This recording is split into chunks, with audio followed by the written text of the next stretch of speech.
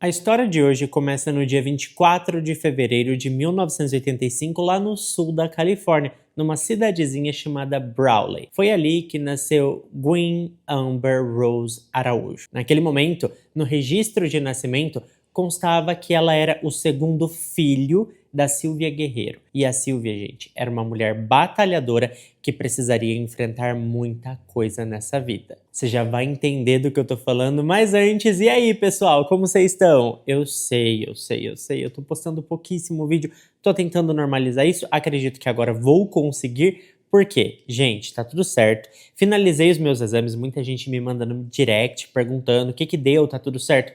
E assim, a gente refez todos os exames e realmente foi confirmado aquele tumor de hipófise que eu falei pra vocês. Mas não se preocupem, porque é algo muito simples e básico, tá? É um tumorzinho que ele é hormonal e ele fica no cérebro e ele é tratado com um medicamento chamado cabergolina. Você faz o uso daquele medicamento por um certo tempo e ele seca, não precisa nem de cirurgia. Então fiquem tranquilos, estou bem, tá tudo certo, estou em tratamento, vou continuar aqui com vocês e vou tentar postar cada vez mais, combinado? Mas agora, gente, vamos logo contar essa história, porque olha, tá de deixar qualquer um com o cabelo em pé, viu?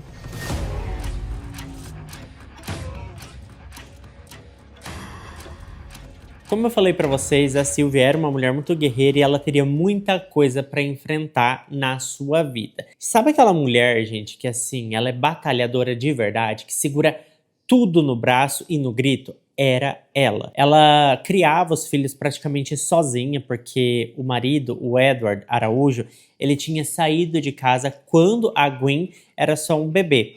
E não tinha, tipo, nem um ano que ela tinha nascido, sabe? E o homem abandonou a família toda ali, abandonou a Silvia, a filha e tudo mais. Então, desde cedo, era a Silvia quem resolvia tudo. Ela cuidava da casa, botava comida na mesa, dava conta daquela rotina maluca e ainda conseguia ter colo de mãe no fim do dia. A infância da Gwen, agora falando da Gwen, tá?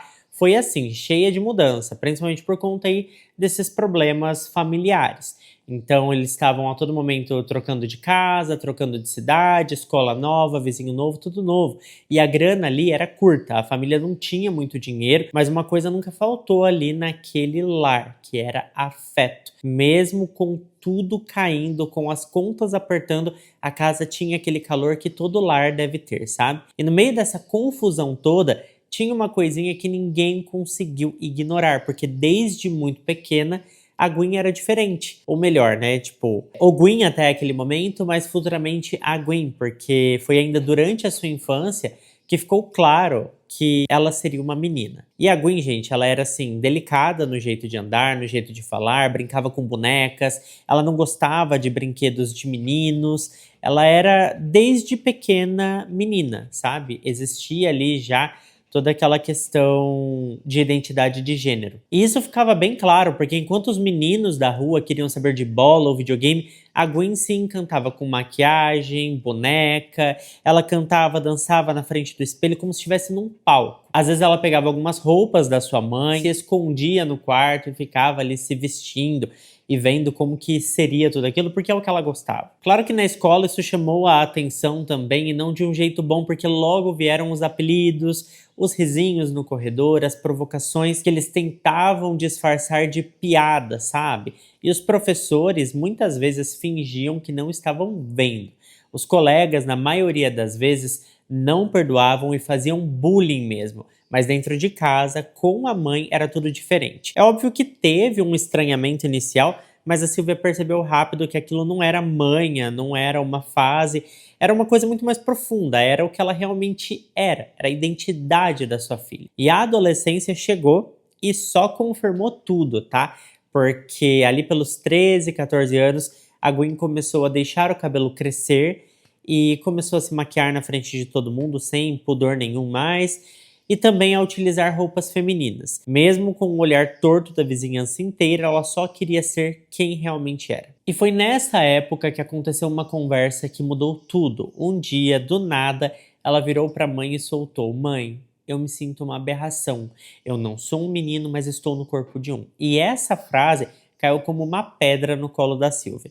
Ela ficou sem reação na hora, mas segurou a emoção, respirou fundo e respondeu do jeito mais direto que conseguiu: "Você nunca vai estar sozinha." Depois dessa conversa bem franca entre as duas, as coisas realmente começaram a mudar. A Gwen decidiu que seria chamada assim, Gwen. Ela escolheu esse nome em homenagem à cantora Gwen Stefani, que era vocalista do No Doubt. A Gwen, gente, ela era super fã da cantora e ouvia as músicas no volume máximo, dançava, curtia bastante, sabe, a cantora, e ela escolheu esse nome para ela. E isso tudo, essa questão de nome que ela quis alterar, foi bem antes de qualquer tipo de transição, tá? Foi tudo assim, bem acontecendo mesmo. E a partir dali, ela era uma adolescente trans, começando a viver como quem ela sempre foi. Só que ela estava fazendo isso num tempo e num lugar em que ser assim era visto quase como uma provocação.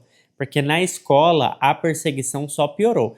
A voz mais fina, os trejeitos, o jeito de se vestir, tudo era motivo de piada, de comentário de deboche e de muito bullying. Tinha dia que a Gwen fingia que não ouvia. Em outros ela batia de frente e era bem energética com a situação. Mas o peso de estar ali era constante, aquele ambiente era hostil para ela. E aos 17 anos, bem no comecinho de 2002, ela tomou uma decisão, largou tudo, parou de ir para a escola. Ela disse para a mãe que preferia preservar a própria cabeça do que continuar num lugar onde todo mundo parecia querer apagar quem ela era. E foi aí que ela começou a circular mais pela cidade, fazer amizades e passou a frequentar mais festas. Quem estava vivendo uma liberdade que parecia nova, mas que no fundo trazia riscos escondidos e era um pouco imprudente. E ela se destacava onde chegava. A Gwen tinha um humor ácido, um jeito meio debochado que estranhamente conquistava as pessoas. Ela era daquelas pessoas que mudam o clima do lugar só de aparecer, seja porque amam muito ou porque odeiam, sabe? E ela estava sempre sorrindo, sempre de cabeça erguida, não importava o que acontecesse. Mesmo sabendo que para muita gente o simples fato dela existir daquele jeito já era um incômodo, mas ela continuava lá, firme e forte. E a Sylvia, a mãe dela, via tudo isso com o coração apertado. Ela sabia que a filha era forte, mas também sabia que o mundo em que eles viviam era perigoso. A Sylvia costumava dizer para os amigos mais próximos que tinha um medo que não saía do peito dela. O medo de que algum dia alguém fizesse mal para Gwen, simplesmente por não entender quem ela era. E esse medo, que muita gente na época achava exagero de mãe, estava prestes a deixar de ser só um pressentimento e se tornar uma tragédia. Depois de abandonar os estudos, a Gwen passou a viver boa parte do seu tempo em círculos sociais fora da escola. Frequentava festas, saía com amigas, conhecia gente nova pela cidade e por regiões próximas. Era comum vê-la rodando ali pelas cidades próximas de onde ela morava com a mãe e os irmãos. Ela não se limitava ali ao seu CEP, ela saía e rodava mesmo. Ela se vestia com bastante ousadia, cabelo solto, maquiagem marcante, sempre com algum acessório chamativo. Ela gostava de ser vista e sabia que estava sendo. Ela tinha um estilo próprio, se inspirava muito em cantoras da época como a própria Gwen Stefani, mas também com a Avril Lavigne, que tinha um estilo mais de roqueiro, assim, ela gostava bastante. E foi durante um dos seus passeios com amigas, provavelmente entre agosto e setembro de 2002, que ela conheceu um grupo de rapazes mais velhos, composto por Michael Magidson, José Merrill, J-Ron Neighbors e Jason Casares. Todos eles entre 19 e 22 anos, moradores da mesma região com o estilo de vida típico de jovens da época. Festas, adoidado, bebida barata, amizades de rua e poucas perspectivas para o futuro. Eles viviam entre empregos temporários, videogame e noites em que tudo girava ao entorno de álcool, entorpecentes e, claro, né, gente, um pouco de diversão adulta, digamos assim. E a Gwen se apresentou para eles como Linda, um dos nomes sociais que ela costumava usar nas rodas onde ainda não se sentia segura o suficiente para dizer o seu nome completo. Mas mesmo ali onde tudo era novo, ela não se escondia. Tinha um jeito extrovertido, sabia conversar, flertava com desenvoltura e parecia dominar o ambiente. Quando falava, todos prestavam atenção porque ela era aquela pessoa descolada, sabe? E principalmente nos Estados Unidos, as pessoas elas são um pouco mais preservadas, elas não são tão assim espontâneas como a gente. E a Gwen era, então ela chamava atenção. Era como se ela puxasse a energia da sala para ela, sabe? Ela gostava da atenção e fazia de tudo para conseguir. E isso também pode ser um problema, pode ser justamente o que acabou sendo o ponto-chave dessa história, porque quem chama atenção demais uma hora vira alvo. Bom, na primeira noite que ela saiu com esse grupinho aí de 4 rapazes, tudo foi muito leve. Todos riram juntos, usaram umas coisinhas diferentes, flertaram bastante, tá? Afinal, ela era a única garota no meio de 4 rapazes. E a festa tava rolando, teve o pessoal dançando no quintal, gente pulando na piscina com roupa e tudo, música alta até de madrugada, uma dessas noites em que ninguém quer que acabe. A Gwen chamou bastante atenção dos meninos, principalmente do Michael Madsen e do José Merrill, os dois se sentiram atraídos por ela, e nos dias seguintes o grupo passou a se encontrar com frequência. A Gwen entrava e saía da casa deles com bastante naturalidade, era como se tivesse sido absorvida pelo grupo, uma presença constante nas conversas, nas festas e em todo canto. E é claro que existiam interesses carnais entre eles, e com o tempo ela acabou tendo relações íntimas com os caras. Principalmente com os dois que eu citei, o Michael Madsen e o José Merrill. Esses dois, o negócio, assim, pegava fogo e era bem rotineiro, tá? Os encontros eram discretos, geralmente em festas, em locais onde ninguém estava vendo, algum cantinho escuro ou um quarto vazio. E a Gwen tomava todo o cuidado possível para não se expor completamente. Ela evitava tirar toda a roupa, inventava desculpas como estar naqueles dias e sempre ficava nas preliminares, evitando que os rapazes encostassem em suas partes. Quando ela resolveu avançar um pouco nas atividades íntimas, ela desenvolveu uma tática para não ser descoberta. E eu acho que, assim, isso foi muito perigoso, sabe? Porque ela dizia que gostava de fazer alguns jogos e nessas ocasiões ela amarrava o rapaz ali na cama, vendava os seus olhos e conduzia a relação, fazendo o que quisesse sem que ele percebesse que ela era uma mulher trans. E isso aconteceu várias vezes, porque os caras imaginavam que estavam super tirando vantagem da situação. Eles nem imaginavam que quem dominava tudo era a Gwen e fazia deles o seu lanchinho, digamos assim. E ela se divertia muito com isso, viu? Porque sentia que aquela era a tática perfeita. E ela acreditava que poderia fazer isso o resto da vida sem ser descoberta. Não era sobre enganar, era sobre se proteger, isso na cabeça dela, tá? Porque ela sabia que bastava um sinal fora do script para que tudo desandasse. Só que aquele plano já estava fadado ao fracasso e conforme o grupo de amigos aumentava, pequenas suspeitas surgiam. Em uma noite qualquer, após ter relações com a Gwen e ela deixar a casa, o Jaron, o mais jovem do grupo, questionou abertamente: será que ela é mulher mesmo? Ele apresentava um olhar assustado, como se tivesse visto ou sentido algo fora do comum.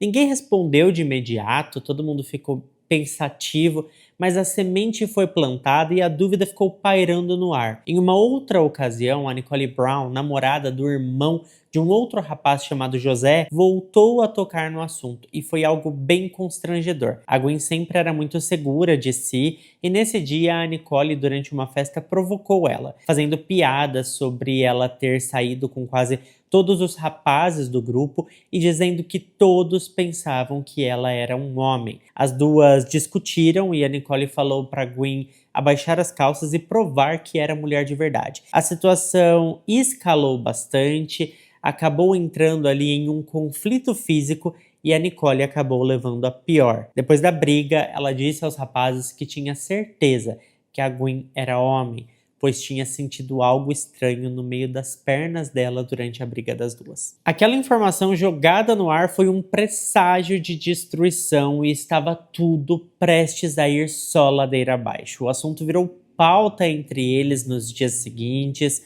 Os rapazes comentavam entre si que, se a suspeita fosse confirmada, eles teriam sido enganados. A palavra usada por eles era essa. Eles conversaram bastante sobre como aconteciam as coisas, sabe? E era tudo a mesma coisa com todos eles. Eles sempre deitavam, ela amarrava eles, tirava tudo, fazia o que tinha que fazer e eles não viam nada. Então isso deixou eles mais desconfiados ainda, de que realmente ela não era quem dizia ser. E o negócio foi ficando feio, viu? Porque todo mundo tava muito nervoso. Os mais revoltados eram o Michael Magidson e o José Merrill. Eles tinham ido pra cama com ela várias vezes e diziam estar se sentindo sujos. Existem relatos de que os rapazes passaram horas conversando sobre tudo, como acontecia os supostos jogos, né? Como eu relatei pra vocês, eles davam os detalhes e percebiam que era tudo muito igual. E assim, tava feio o negócio, tava feio.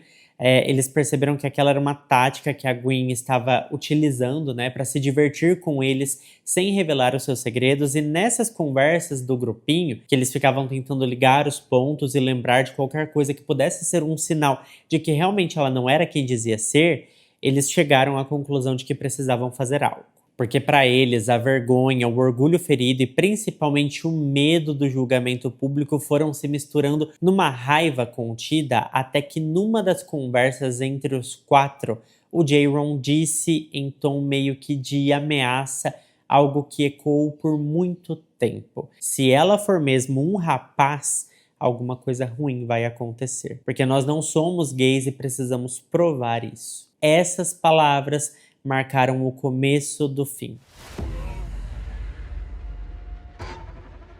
Poucos dias antes da tragédia, houve uma festa maior, com mais gente, mais bebida, um som improvisado no quintal e muita gritaria adolescente. Naquele momento, todos já sabiam que a Gwen realmente tinha um segredo, mas ela achava que ninguém tinha percebido nada. Inclusive, ela chegou na festa com a sua autoestima lá em cima, com um vestido bem justo, salto alto e batom vermelho. Foi a última a entrar e mesmo assim virou o assunto, o centro das atenções, tanto para o lado negativo quanto para o lado positivo, porque ainda existiam pessoas naquele círculo que acreditavam nela e gostavam da sua pessoa. Então ela dançou na frente de todos, provocou o Magidson com um olhar atravessado, como quem sabia exatamente o poder que tinha naquele lugar. Aquilo mexeu com ele, aliás, com todos eles, a confiança que ela tinha fazia eles duvidarem de si mesmos, tanto que nessa noite um dos caras chegou a ir para um cantinho escuro com ela e os dois deram uns pegas. Ninguém entendia muito bem o que acontecia, porque para todos já era óbvio que a Gwen não era quem dizia ser, mas ainda assim eles não conseguiam resistir a ela. No dia seguinte bateu o arrependimento e o grupo decidiu que aquilo precisava parar, que alguém teria que dar um fim naquela história. O que antes era curiosidade virou uma ameaça velada. A Gwen não sabia, mas o grupo já discutia abertamente o que fariam se confirmassem que ela era trans. O que me deixa um pouco assustado, assim, na verdade, é que na realidade todos já sabiam que ela era trans, mas quando era conveniente, eles decidiam esquecer esse fato e iam para diversão. E aí, quando já estavam satisfeitos e se sentiam arrependidos e enganados, a raiva vinha. Engraçado que se sentiam enganados só quando já tinha terminado. E foi com esse clima pendente, com essa bomba armada, que ela foi convidada para mais uma festa na casa dos irmãos Merrill, no início de outubro de 2002. Era só mais uma noite entre amigos, em teoria, mas havia muita tensão no ar e algumas decisões já estavam tomadas, e o que aconteceu nesse dia foi algo aterrorizante e que marcou a história. Na noite do dia 3 de outubro de 2002, a Gwen foi até a casa dos irmãos Merrill para uma reunião entre amigos que parecia igual a tantas outras. O José Merrill, o seu irmão Paul e o caçula Emmanuel estavam lá, juntos com o Michael, o Jaron, o Jason e a namorada do Paul, a Nicole Brown, aquela que já tinha saído no tapa com a Gwen. Nada parecia fora do padrão, tinha música, bebida, conversa solta, o tipo de encontro casual entre amigos que ela já conhecia bem e que estava acostumada e que quase sempre acabava em um cantinho escuro. Mas naquela noite havia um plano silencioso formado entre os rapazes e ela era o alvo. Antes mesmo da Gwen chegar, o José Merrill teria dito aos amigos: se for verdade o que estão dizendo, ela não sai viva daqui hoje. O Michael Magidson, visivelmente desconfortável, respondeu algo no mesmo tom, e o Jaron completou com uma frase que mais parecia um aviso: se for fazer alguma coisa, tenta não fazer sujeira. O que estava em jogo ali não era apenas uma desconfiança, era o orgulho de quem achava que tinha sido enganado. E o ambiente foi sendo alimentado por isso. Durante a madrugada, depois de algumas idas e vindas da turma, a Gwen estava na sala da casa, basicamente cercada. Os rapazes queriam uma confirmação, eles queriam ver o que tanto ela escondia quando estava sozinha com eles e tampava os olhos deles. Eles queriam saber por que ela fazia isso e eles começaram a pressioná-la. O Michael pediu que ela tirasse a roupa, a Gwen se recusou, tentou manter a compostura, mas a tensão já tinha saído do controle. A Nicole, talvez como forma de provocar, a apalpou sem permissão, é claro, e anunciou para todos mais uma vez que a Gwen era um homem. Aquilo foi o estopim. O José Merrill ficou em choque, começou a vomitar, ele chorou e começou a surtar, dizendo que ele não era gay, que ele não podia ser gay. A Nicole tentou acalmá-lo, disse que aquilo não mudava quem ele era, que o melhor era deixar a Gwen ir embora e que todos tinham sido enganados por ela, mas era melhor deixar ela ir embora e acabar com aquilo. Só que já era tarde, porque naquele momento o destino já havia sido selado e o Michael Magidson trancou a porta, deixando claro que aquela história não terminaria bem. A Gwen tentou fugir pela porta da frente, mas foi empurrada de volta e caiu sentada no chão.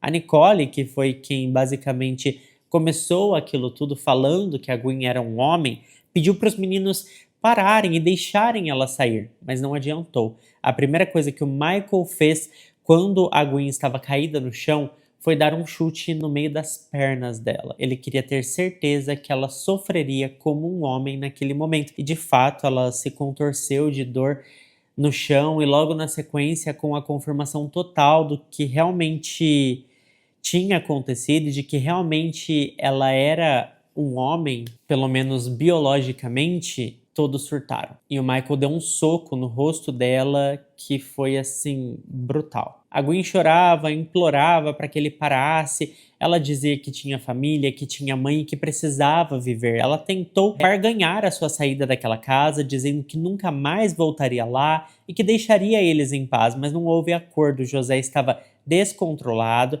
A Nicole pediu mais uma vez que ele deixasse a Gwen em paz e acabou sendo xingada também. Na sequência, o José pegou uma lata de comida e bateu na cabeça da Gwen com muita força. Depois ele usou uma frigideira de ferro para desferir um novo golpe. E foi quando ela desmaiou e a Nicole arrastou o Paul e o Emmanuel para fora da casa. Eles perceberam que aquilo tinha ultrapassado qualquer limite e decidiram sair dali. A Nicole insistiu para que todos fossem embora e quando deixaram a casa, a Gwen ainda estava viva. Mas dentro do imóvel, o inferno continuava queimando. O Michael e os outros levaram a Gwen desmaiada para a garagem. Eles estavam decididos a pôr um fim naquilo e nesse momento o Jason e o Jaron saíram por alguns minutos para buscar algumas ferramentas na casa do Jason. Foi uma pá, uma picareta, algumas cordas e alguns outros objetos. Quando eles voltaram,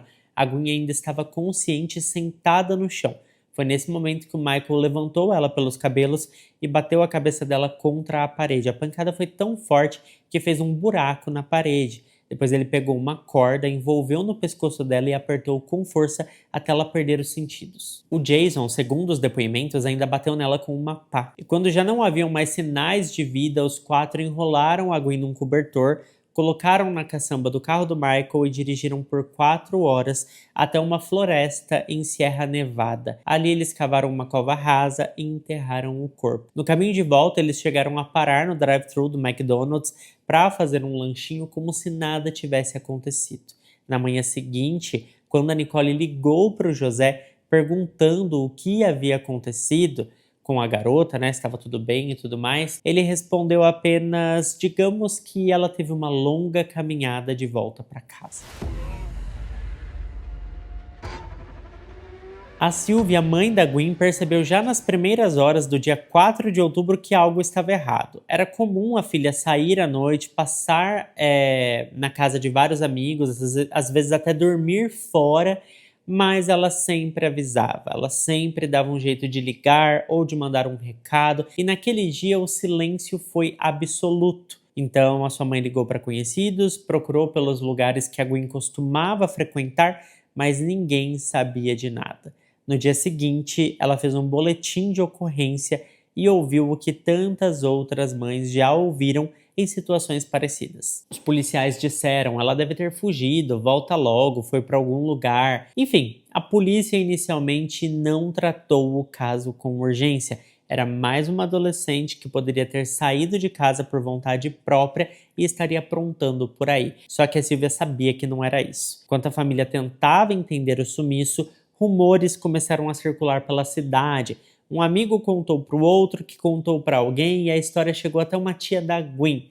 Ela ouviu, sem detalhes, que uma garota trans teria perdido a sua vida numa festa e foi enterrada perto da região de Tarroa. Era uma conversa meio solta, mas pesada demais para ignorar. Ela contou para Sylvia, que voltou à polícia e insistiu para investigarem. O ponto de virada só veio de dentro do próprio grupo dos agressores, e eu fico triste com isso porque a polícia não se importou. Tudo só veio à tona porque os envolvidos no crime deram com a língua nos dentes. Precisou alguém pisar na bola para que a polícia se mexesse. O Jaron, o mais novo entre eles, começou a se mostrar inquieto. Ele procurou um amigo próximo e aos poucos desabafou. Contou que ele e os outros amigos haviam feito uma besteira enorme e que a garota da festa estava morta. Esse amigo procurou a polícia imediatamente e aí sim os investigadores começaram a trabalhar. Eles usaram um microfone escondido no rapaz e pediram que ele conversasse com o Jaron mais uma vez para registrar tudo. A armadilha funcionou e com as provas em mãos a polícia pressionou o Jaron, que acabou confessando. Ou seja, não houve uma investigação. Ela não era tão importante para a polícia ir atrás. Houve uma confissão. Precisou alguém falar para algo acontecer. E mais do que isso, tá, gente? O Jaron, ele se ofereceu para levar os agentes até o local onde o corpo estava. Então a polícia não precisou nem procurar, porque foi tudo uma confissão mesmo. No dia 15 de outubro, 11 dias após o crime, equipes surgiram com ele até uma área remota da Floresta Nacional de Eldorado.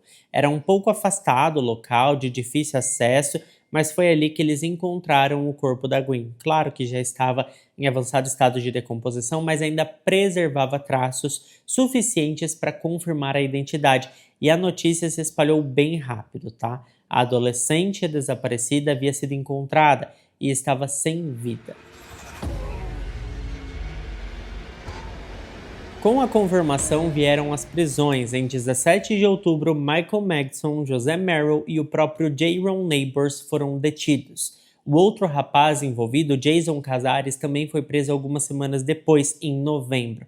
Todos foram indiciados por homicídio. A acusação também incluía a possibilidade de crime de ódio, já que o motivo estava diretamente ligado à identidade de gênero da vítima. Durante os depoimentos, todos tentaram minimizar a sua participação, disseram que não sabiam que aquilo ia acontecer, que foi um impulso, que não entenderam a gravidade do momento, mas os detalhes estavam lá: a sequência de agressões, o transporte do corpo e o enterro planejado. Tudo indicava premeditação. Na primeira audiência, o Jaron mudou de estratégia, decidiu colaborar com a promotoria e assumiu ali um acordo, declarando-se culpado por homicídio culposo e prometeu testemunhar contra os outros 3. Em troca, ele recebeu uma pena reduzida, mas o julgamento dos principais envolvidos ainda estava por vir e ele revelaria muito mais do que os investigadores poderiam imaginar. O caso ganhou força na mídia, a história de uma adolescente transgênero que perdeu sua vida pelas mãos de 4 rapazes com quem mantinha relações virou pauta nacional. E quando o julgamento começou, 2 anos depois do crime, em 2004, o que se viu foi um tribunal bastante dividido entre o horror do que aconteceu e as tentativas da defesa de transformar a vítima em culpada.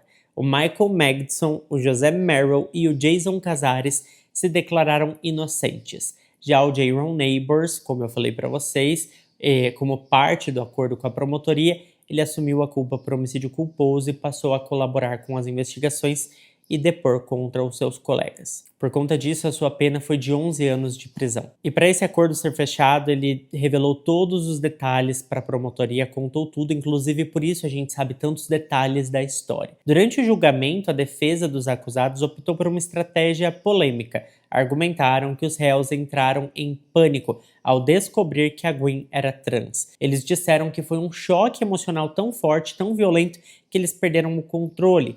Era o que ficou conhecido como defesa do pânico trans. Uma tese usada em alguns tribunais para justificar agressões sobre alegação de provocação ou engano. Em outras palavras, eles tentaram convencer o júri de que os rapazes foram enganados pela Gwen e reagiram num impulso. A promotoria rebateu com firmeza, mostrou que os agressores tiveram tempo para refletir. Um dos promotores, em uma fala polêmica, chegou a dizer que os envolvidos no crime se enganaram porque quiseram. Ele argumentou que seria muito difícil que nenhum deles tivesse percebido que a Gwen era trans, já que tiveram relações com ela mais de uma vez. E ainda disse que mesmo que a Gwen tivesse errado em algum momento, um erro não justifica o outro.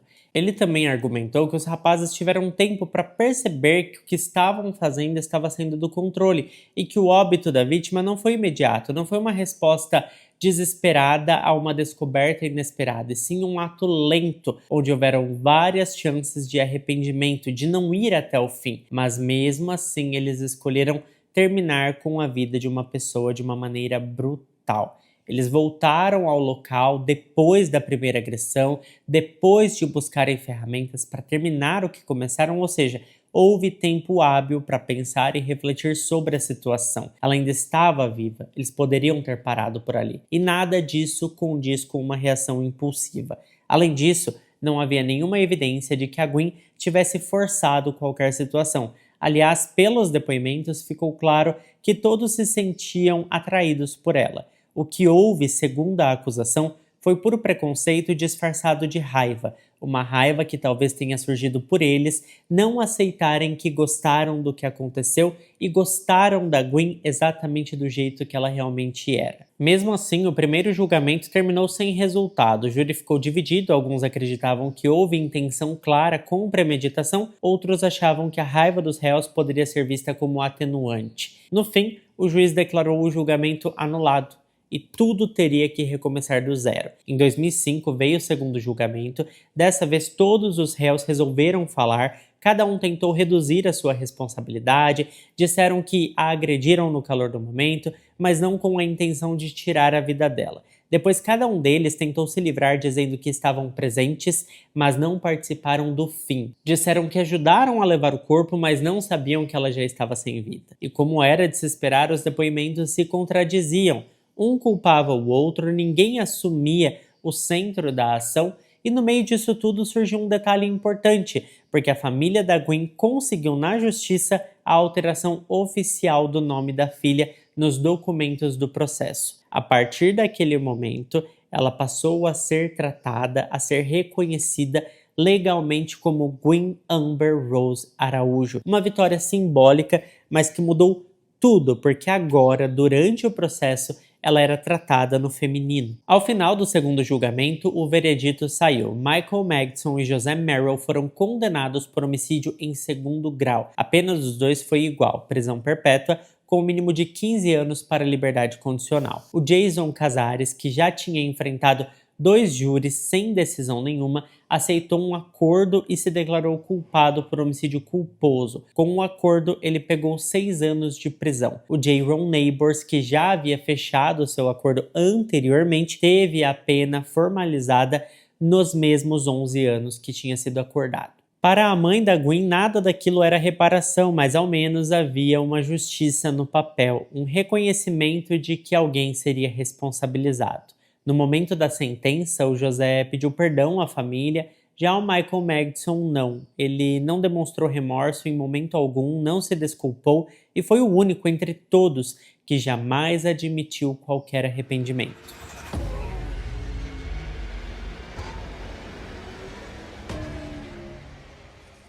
Em 2006, a Califórnia aprovou uma lei batizada em homenagem a Gwen Araújo Justice for Victims Act. A lei permite que juízes instruam os jurados a ignorar argumentos baseados em preconceito de gênero ou orientação sexual, uma resposta direta à tentativa da defesa de justificar o crime com base no choque. Mais tarde, em 2014, a Califórnia foi além e se tornou o primeiro estado americano a proibir oficialmente o uso da chamada defesa do pânico trans. Essa prática passou a ser considerada inaceitável, colocando um ponto final em uma estratégia que já havia sido usada por décadas para suavizar a punição de agressores. Culturalmente, a Gwen também foi lembrada. Em 2006, a sua história virou um filme feito para a TV americana chamado A Girl Like Me, The Gwen Araújo Story. O roteiro mostrou não apenas o crime, mas também a trajetória de afirmação dela como jovem trans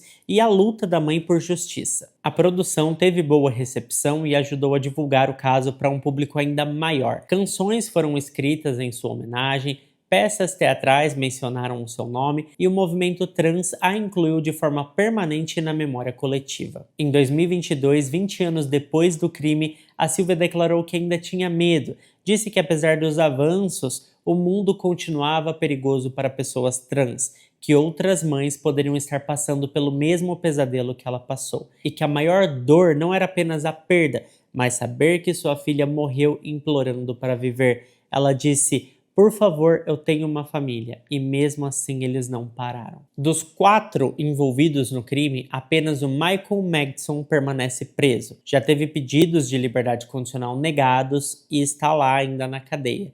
Os outros todos saíram. O Michael nunca demonstrou arrependimento. Já os outros 3, pediram perdão, enfim. Não sei se isso vale de alguma coisa, mas eles estão todos em liberdade. Eu também acho isso muito triste, porque a gente sabe que os Estados Unidos é um país bem rigoroso, com crimes dessa magnitude, mas no caso da Gwen, eles estão todos soltos. Não ficaram para sempre atrás das grades. Acredito que seja por conta de acordos que fecharam com a promotoria, mas eu acho que os acordos fechados foram bem generosos, porque foi uma vida que se foi independente de qualquer coisa. É claro que eu quero saber a sua opinião, então deixa pra mim aqui embaixo nos comentários o que você acha disso tudo. Muito obrigado a quem ficou até aqui comigo. Se ficou até aqui, não esquece de deixar o seu like, que ajuda muito na divulgação do canal. Eu fico por aqui, beijo grande pra todos vocês e até o próximo vídeo.